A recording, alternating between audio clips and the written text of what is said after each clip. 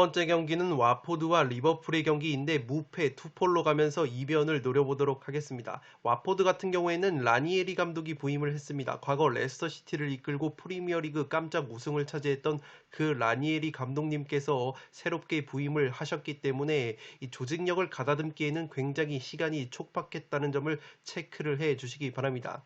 최근 5경기에서 1승 1무 3패로 좋지 못한 흐름을 보여주고 있는 와포드이고, 공격수 조슈아 킹 선수를 비롯해서 미드필더 에테보, 수비수 시에랄타와 카바셀리가 부상 중이기 때문에 중원과 수비 쪽에 전력 누수가 조금은 있습니다.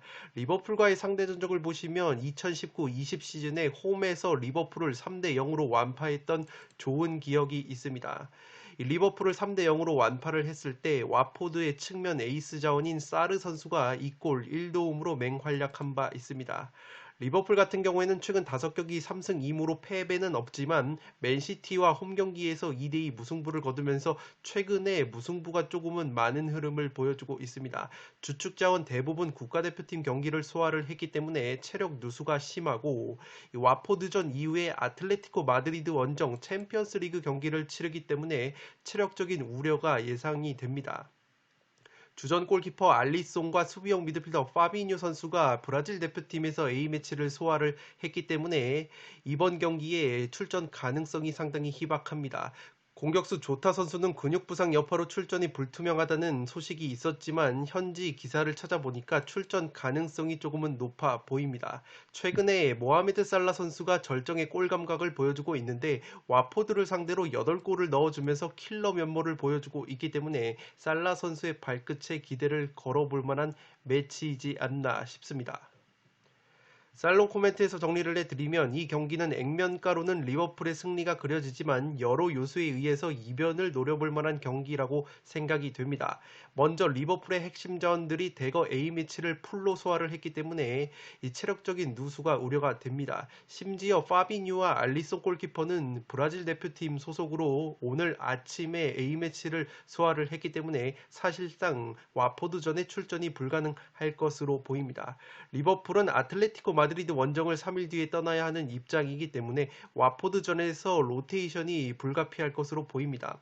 와포드 역시 10명가량이 대표팀에 차출이 되었지만 주전급 자원들은 리버풀보다는 많이 차출이 되지 않았기 때문에 체력적인 면에서는 확실히 와포드가 우세할 것으로 보입니다. 2019-20 시즌에 와포드가 홈에서 리버풀을 3대 0으로 완파했던 좋은 기억이 있다고 말씀을 드렸고, 그 경기에서 핵심 수비수인 반다이크와 알리송 골키퍼 모두 출전을 했음에도 불구하고 와포드의 에이스 사르에게 2골을 허용했던 리버풀이라고 보시면 되겠습니다.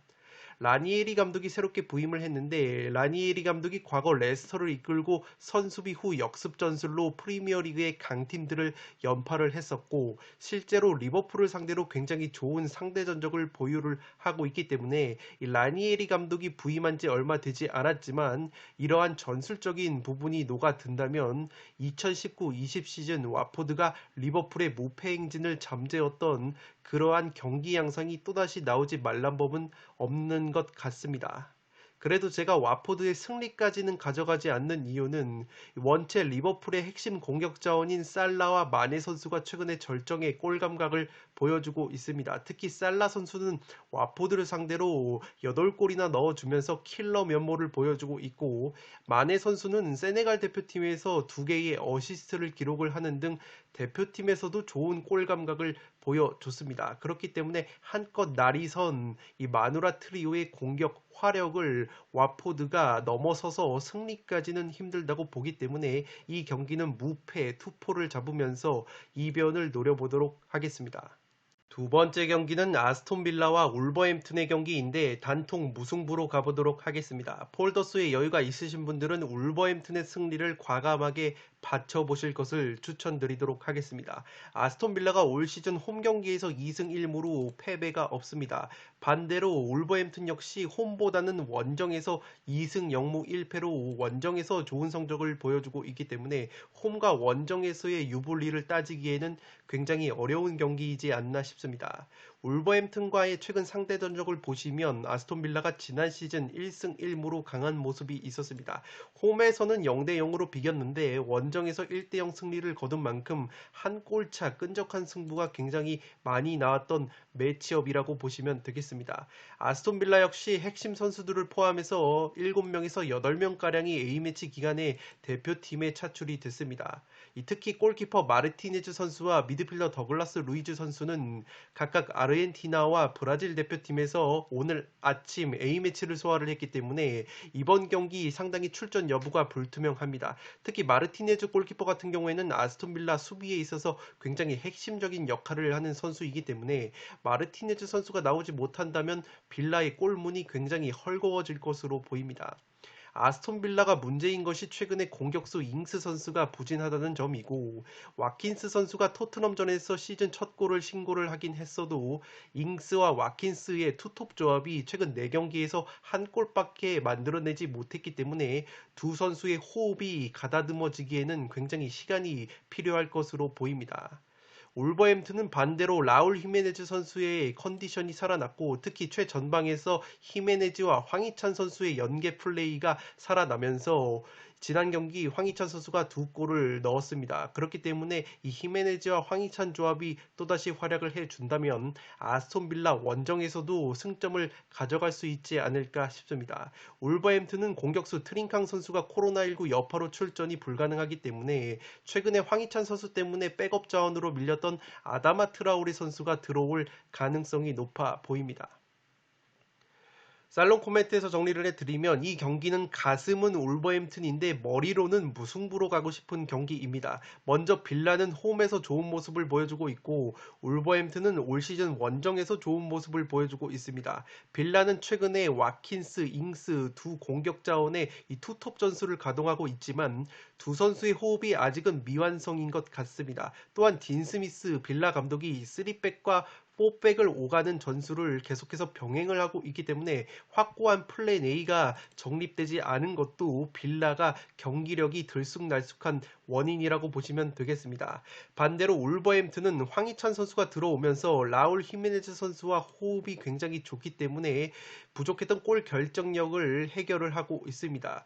다만 황희찬 선수가 우리나라 A매치 경기에서 좋지 못한 골 결정력을 보여주고 울버햄튼으로 돌아갔기 때문에 그러한 것은 이번 경기에 어느 정도 영향을 미치지 않을까 싶습니다. 울버햄튼이 트링캉 선수가 코로나19 여파로 빠지기 때문에 아다마 트라오레 선수가 오른쪽 측면에 나선다면 왼쪽에 황희찬, 오른쪽에 아다마 트라오레가 배치가 되면서 굉장히 유기적인 측면 공격이 가능해지지 않을까 싶습니다. 지난 토트넘전에서 아스톤 빌라의 3백 수비가 손흥민이나 모우라 같은 토트넘의 빠른 측면 자원들에게 굉장히 고전을 했던 것을 상기를 하면 울버햄튼의 황희찬, 아다마 트라오레의 저돌적인 돌파에 굉장히 고전할 가능성이 있습니다. 빌라는 아르헨티나와 브라질 대표팀에 차출이 됐었던 마르티네즈 골키퍼와 미드필더 더글라스 루이즈 선수의 출전 여부가 상당히 불투명하기 때문에 이러한 부분 역시 전력 누수로 다가올 수 있는 빌라라고 보시면 되겠습니다. 다만 지난 A매치 기간에도 마르티네즈 골키퍼를 데려오기 위해서 전세기를 띄웠던 빌라이기 때문에 섣불리 출전 여부를 예측할 수는 없어 보입니다. 양팀 모두 비슷한 숫자의 A매치 차출로 인해서 체력적인 부분은 비슷할 것으로 보이기 때문에 굉장히 팽팽한 5대5 승부가 나올 것 같습니다. 빌라 역시 부엔디아, 잉스, 와킨스라는 한방에 있는 공격 자원들이 있고 울버햄튼의 3백 수비가 A매치를 치르고 돌아왔기 때문에 수비진의 체력 누수까지 고려를 하면 빌라의 공격 역시 상당히 날카로운 모습을 보여줄 수 있지 않을까 싶습니다. 굉장히 5대5 매치가 예상이 되기 때문에 저는 단통 무승부로 가보도록 하겠고 폴더스의 여유가 있으신 분들은 울버햄튼의 승리까지 가져가 보실 것을 추천드리도록 하겠습니다. 세 번째 경기는 레스터 시티와 맨체스터 유나이티드의 경기인데 승패 투폴로 가면서 이변을 노려보도록 하겠습니다. 레스터 시티가 최근 5경기 1승 2무 2패로 굉장히 좋지 못한 흐름을 보여주고 있습니다. 그런데 맨유와의 상대 전적을 보시면 최근에 2승 1무로 우위를 보이고 있습니다. 지난 시즌에 컵대회 포함해서 3경기를 맨유와 치렀는데 무려 2승 1무의 압도적인 우위를 보여온 이 레스터 시티이기 때문에 맨유가 체력적인 누수와 부상자 및 결장자 등으로 인해서 전력 누수가 심한 점을 고려를 한다면 레스터 시티에게도 기회가 있는 경기이지 않나 싶습니다. 올 시즌 리그 7경기에서 무실점 경기는 딱 한 경기밖에 없었던 레스터 시티의 불안한 수비이기 때문에 레스터 시티가 무실점 경기를 하기에는 굉장히 버거운 매치이지 않나 싶습니다. 레스터 시티는 주전 수비형 미드필더 은디디 선수가 부상으로 아웃이 됐고 베테랑 수비수 에반스 선수가 출전이 불투명합니다. 맨유는 지금 중앙 수비수 바란 선수와 맥과이어 선수가 모두 부상으로 아웃이 됐습니다. 이 맥과이어 선수는 훈련 중이긴 해도 이번 경기는 출전이 불가능할 것으로 보이고 수비형 미드필더 프레드 선수와 공격수 카바니 선수는 오늘 아침에 남미 예선을 치렀기 때문에 이 출전이 불가능할 것으로 보입니다. 그래도 고무적인 것은 주포 호날두 선수가 포르투갈 대표팀에서 룩셈부르크를 상대로 3골 맹활약을 했기 때문에 또다시 호날두 선수의 골 결정력에 기대를 걸어야 하는 맨유라고 보시면 되겠습니다. 양팀 모두 이 경기 이후에 유로파리그, 챔피언스리그 경기를 치르기 때문에 체력적인 누수를 고려하지 않을 수 없는 경기라고 보시면 되겠습니다. 살롱 코멘트에서 정리를 해드리면 이 경기는 양팀 모두에게 기회가 있는 경기라고 생각이 됩니다. 먼저 체력적인 면에서는 레스터도 국가대표팀의 대부분 주축 자원들이 차출이 되었기 때문에 비슷한 부분이 있지만 그래도 근소하게 레스터가 체력적인 면에서는 우위를 가져갈 것으로 보입니다. 다만 맨유가 호날두를 비롯해서 공격과 중원 자원들이 모두 A매치에서 골을 넣거나 어시스트를 기록을 하고 돌아왔기 때문에 컨디션은 굉장히 좋은 맨유라고 보시면 되겠습니다. 최근 레스터 시티는 핵심 미드필더인 제임스 매디슨 선수가 굉장히 부진한 모습을 보여주고 있기 때문에 이 백업 자원으로 밀렸고 핵심 중원 자원인 은디디 선수까지 부상으로 이탈을 해 있기 때문에 이 틸레망스 선수 혼자서 맨유의 퀄리티 있는 중원을 상대하기에는 굉장히 버거운 매치이지 않나 싶습니다. 그래도 제가 레스터 시티 쪽에 승리를 가져가는 이유는 맨유가 지금 핵심 수비수 메가이어와 바란이 빠지기 때문에 굉장히 수비진이 헐거워져 있습니다. 레스터 시티의 주포 제이미 바디 선수가 이상하게 맨유만 만나면 6경기 무득점으로 부진한 모습이 있지만 올 시즌 변함없는 득점력을 보여주고 있는 제이미 바디이고 특히 제이미 바디 선수의 파트너로 조금은 나오고 있는 이에아나초 선수가 맨유 상대로 강한 모습을 보여줬기 때문에 이 로저스 감독이 제이미 바디와 이에나초를 투톱으로 기용을 할 경우에는 굉장히 시너지 효과가 날지 않을까 싶습니다. 레스터가 지난 시즌 컵대회 포함해서 맨유의 2승 1무로 강한 천정 면모가 있는 것도 레스터 시티가 한번 잡아볼 만한 경기이지 않나 싶습니다. 레스터가 세트피스 득점이 없는 팀인데 이 맨유가 맥과이어와 바란이 빠진 상황에서 제공권이 굉장히 헐거워져 있습니다. 레스터 시티에는 사우스햄튼에서 데려온 수비수 베스터고르 선수가 있는데 이 베스터고르 선수가 키가 2m가량의 장신 수비수이기 때문에 세트피스에서 뚝배기 한 방이 굉장히 강력합니다. 지난 올드 트래포드에서 아스톤빌라를 상대로 충격적인 홈 경기 1대0 패배를 당했을 때도 맨유가 코너킥 상황에서 결승골을 내줬는데 만약에 베스터고르 선수가 세트피스에서 한 방을 보여줄 수 있다면 레스터에게 굉장히 유의미한 공격 옵션이 되지 않을까 싶습니다. 맨유가 공격과 중원 자원들의 A매치 좋은 컨디션을 보여주면서 레스터 시티를 잡아내거나 레스터가 주축 수비 자원이 대거 빠지는 맨유를 상대로 천정면모를 보이면서 승패가 갈리는 승부가 나오지 않을까 싶습니다. 따라서 3번 경기는 승패 투폴로 가보도록 하겠습니다. 네 번째 경기는 맨체스터 시티와 번리의 경기인데 맨시티의 단통 승리로 가보도록 하겠고 독식을 노려보실 분들은 무승부까지 받쳐보실 것을 추천드리도록 하겠습니다. 이 무승부의 이유는 제가 살롱 코멘트에서 자세하게 설명을 해드리도록 하겠고 맨시티가 최근 번리와의 상대 전적에서 패한 적이 없습니다. 6승 0패로 극강의 모습을 보여주고 있고 특히 홈 경기에서는 지난 시즌 5대0 대승을 거둔 바 있습니다. 맨시티는 골키퍼 에데르송 선수와 공격수 제주스 선수가 브라질 대표팀에서 늦게 복귀를 하기 때문에 출전이 불가능할 것으로 보이고, 이 굉장히 문제인 것은 페란 토레스 선수가 오른발 골절 부상을 당했기 때문에 이번 경기에 출전이 상당히 불투명합니다. 번리 같은 경우에는 핵심 수비수 벤미 선수가 코로나19 양성 판정을 받으면서 빠지기 때문에 이 수비 쪽에서의 제공권이 약화될 가능성이 있습니다. 맨시티 원정에서 7경기 7연패를 당하고 있기 때문에 번리로서는 승리까지는 굉장히 힘들다고 보시면 되겠습니다. 맨시티가 프리미어리그에서 제공권 17위로 하위권을 달리는 반면에 번리는 프리미어리그에서 제공권이 가장 좋은 팀이기 때문에 번리는 장점인 제공권을 10분 활용할 것으로 보입니다.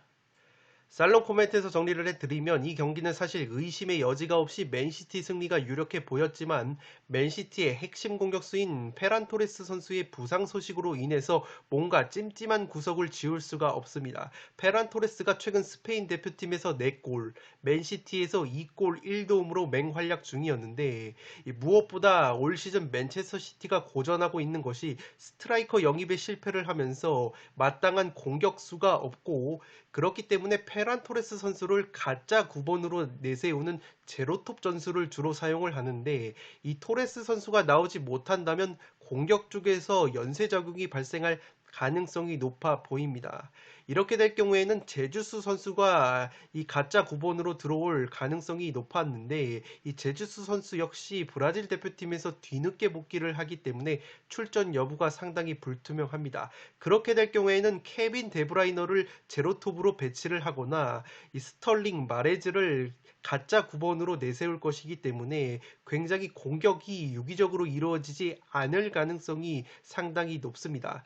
번리가 원체 맨시티 원정에서 대패 기억이 많고 올 시즌 여전히 첫 승리를 거두지 못하고 헤매고 있지만, 번리 특유의 피지컬 축구와 압박이 나온다면 체력적으로 지친 맨시티가 상당히 고전할 것으로 생각이 됩니다. 지난 9월 달에 홈 경기에서 맨시티가 사우스햄튼과 0대0으로 비긴 경기가 재현이 될 수도 있지 않을까 싶습니다. 현재 무승부 배당이 10점대이고 이 9점대로 떨어지고 있는데, 만약에 이 토레스 선수의 부상 소식이 반영이 되어서 사우스햄튼전 무승부 배당과 동일한 8점대 배당으로 무승부 배당이 떨어진다면 독식픽으로 번리의 무승부까지 받쳐볼 만한 경기이지 않나 싶습니다. 번리가 프리미어리그 제공권 1위라는 점과 맨시티가 제공권 17위라는 점도 번리가 조금은 웃을 수 있는 요소이지 않나 싶습니다. 따라서 이 경기는 맨시티의 단통 승리로 가는데, 이 무승부 배당이 8점대까지 떨어진다면 독식픽으로 과감하게 번리의 무승부까지 받쳐보실 것을 추천드리도록 하겠습니다. 이번 경기는 노리치와 브라이튼의 경기인데 무패 투폴로 가보도록 하겠습니다. 노리치가 아직까지 프리미어리그 첫 승이 없는데 그래도 직전 번리 원정에서 0대0 무승부를 거두면서 첫 승점을 수확을 했습니다. 노리치 시티의 무승부를 가져가는 이유는 핵심 공격수인 푸키 선수가 핀란드 대표팀에서 2경기 3골로 맹활약을 하고 돌아왔기 때문에 노리치 시티의 에이스 푸키 선수가 활약을 해준다면 홈에서 이 무승부 정도는 가져갈 수 있지 않을까 싶습니다. 올 시즌 노리치가 넣은 2골 모두 푸키 선수의 발끝에서 나왔기 때문에 이 푸키 선수의 활약이 절대적으로 필요한 노리치라고 보시면 되겠습니다. 브라이튼 같은 경우에는 최근에 3승 2무로 패배가 없습니다. 4승 2무 1패라는 극강의 성적을 보여주고 있는 것이 브라이튼인데, 직전 아스날과의 홈 경기에서도 0대0 무승부를 거둘 정도로 강팀 약팀 가리지 않고 승점을 쓸어담고 있는 것이 브라이튼이라고 보시면 되겠습니다. 브라이튼의 공격수 트로사르 선수가 노리치 시티를 상대로 최근 리그 2경기 2골 1도움으로 강한 면모를 보여왔습니다. 두 팀의 부상자 소식을 보시면 노리치 같은 경우에는 중앙 미드필더 노르만 선수와 이선 자원인 캔트웰 선수가 부상으로 인해서 출전이 불투명합니다. 브라이튼은 공격수 웰백과 미드필더 알자테가 부상으로 빠지기 때문에 조금은 전력 누수가 있는 편이지만 핵심 자원이 대거 돌아오기 때문에 브라이튼 사이드가 유력한 경기이지 않나 싶습니다. 살롱 코멘트에서 정리를 해드리면 이 경기는 핵심 자원들이 대거 돌아오는 브라이튼이 좋은 경기력을 유지할 것으로 생각이 됩니다.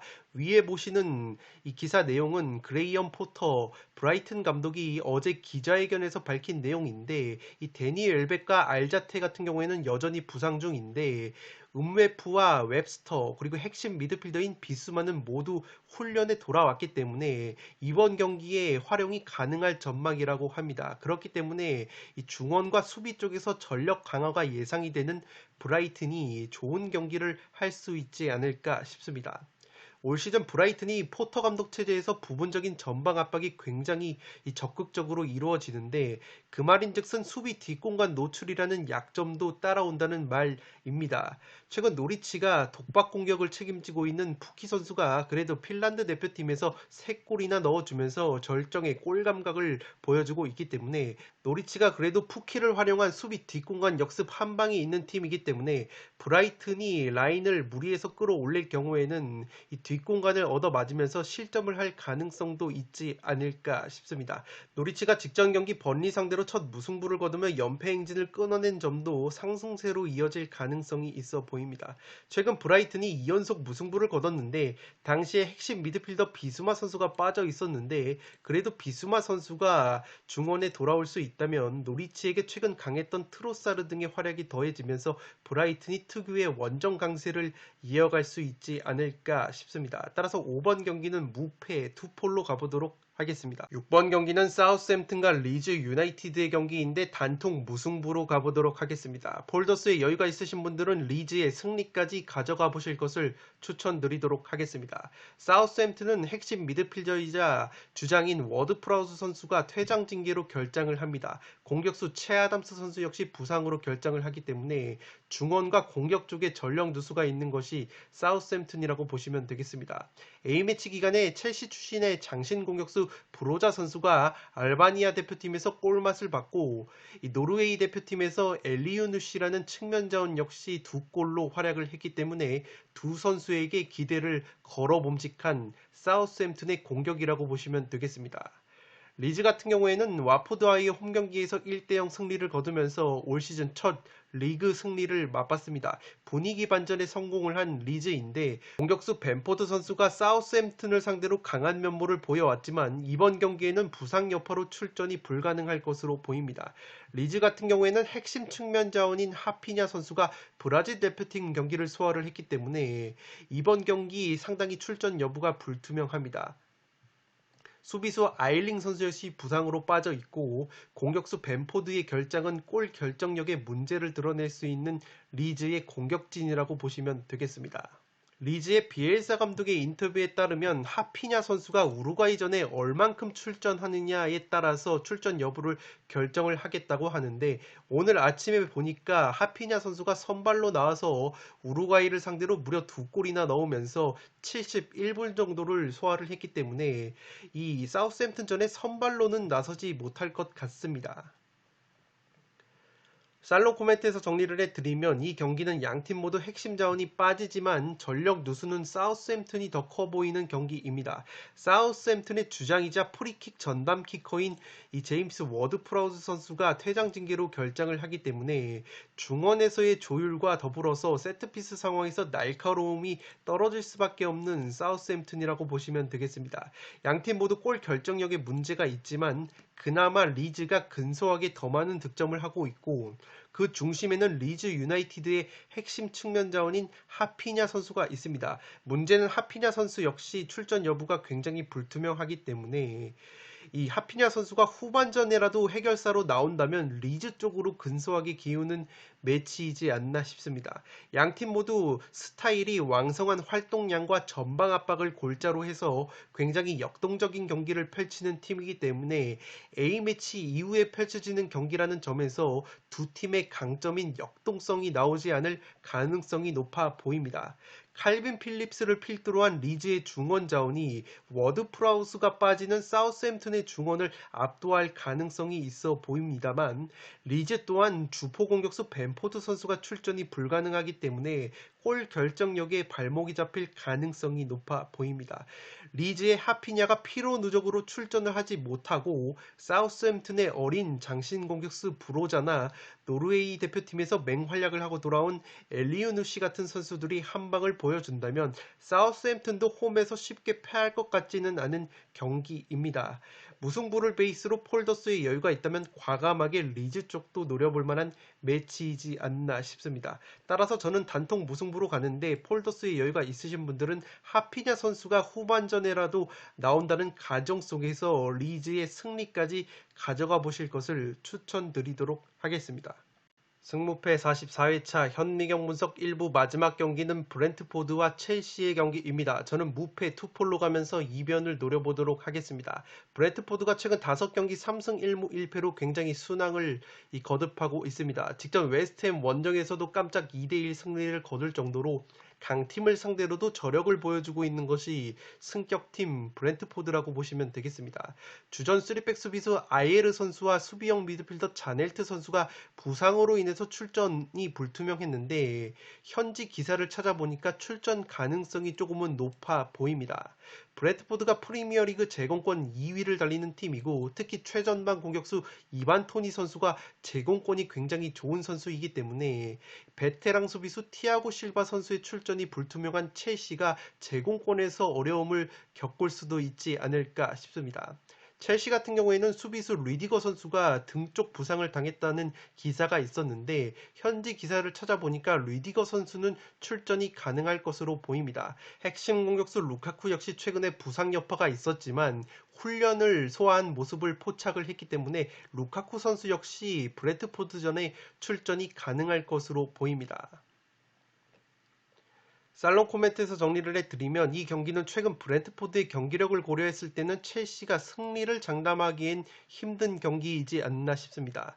지금 보시는 것이 제가 첼시 공식 홈페이지에서 가져온 사진인데 목요일 기준으로 팀 훈련을 소화하고 있는 첼시의 에이스 루카쿠 선수의 모습입니다. 따라서 브렌트포드전에 출전이 가능하다는 점에서 이번 경기는 그래도 첼시가 쉽게 무너지지 않을 가능성이 높아 보입니다. 최근에 첼시가 경기력이 좋지 못했던 것이 최전방의 루카쿠 선수 외에 2선 자원들의 골 결정력이 부족했다는 점인데 A매치 기간에 그래도 티모 베르너나 하베르츠 같은 선수들이 독일 대표팀에서 모두 골맛을 봤습니다. 또한 최근에는 로프터스 치크나 로스 바클리 같은 주전 경쟁에서 밀렸던 선수들도 기회를 꾸준히 받으면서 컨디션을 끌어올리고 있기 때문에 2선 자원들의 컨디션이 조금 올라와 준다면 최전방의 루카쿠가 출전을 한다는 가정 속에서 브렌트포드의 수비를 상대로도 충분히 득점을 할 가능성이 높아 보입니다. 마찬가지로 브렌트포드는 3백 수비의 핵심인 아이에르 선수가 부상에서 돌아올 가능성이 높고 수비형 미드필더 자넬트까지 복귀 가능성이 높아 보이기 때문에 브렌트포드 역시 주축 자원들이 대거 돌아오는 상황 속에서 체력적인 우위를 바탕으로 첼시를 상대로 좋은 경기를 할 수 있지 않을까 싶습니다. 브렌트포드의 3백 수비가 원체 힘과 높이가 좋기 때문에 루카쿠 혼자서 싸워서 이길 수 있을지 의문이고 브렌트포드 특유의 탄탄한 수비와 예리한 세트피스 그리고 최전방의 이반 토니의 포스트 플레이까지 활용을 한다면 강팀을 상대로 브렌트포드가 고춧가루를 뿌리는 경향이 있기 때문에 이번 경기 역시 최대치로 무승부까지 노릴 수 있는 매치이지 않나 싶습니다. 첼시의 베테랑 수비수 티아고 실바의 부재는 브렌트포드 공격진에게는 분명히 기회가 될 것이기 때문에 이 경기는 무패 투폴로 가면서 이변을 노려보도록 하겠습니다. 네, 이것으로 승무패 44회차 현미경 분석 1부를 모두 마치도록 하겠습니다. 저는 연이어서 2부를 촬영을 해서 구독자 여러분들의 흐름이 끊기지 않도록 최대한 빠르게 업로드를 해드리도록 하겠습니다. 영상이 도움이 되신 분들은 좋아요와 구독 버튼을 눌러주시면 풋볼 살롱 채널에 크나큰 힘이 됩니다. 구독 버튼 옆에 종 모양의 알림 설정을 해주시면 그 누구보다 빠르게 양질의 축구 승무패 프로토 관련 분석 컨텐츠를 만나보실 수 있습니다. 지금까지 풋볼 살롱이었습니다. 감사합니다.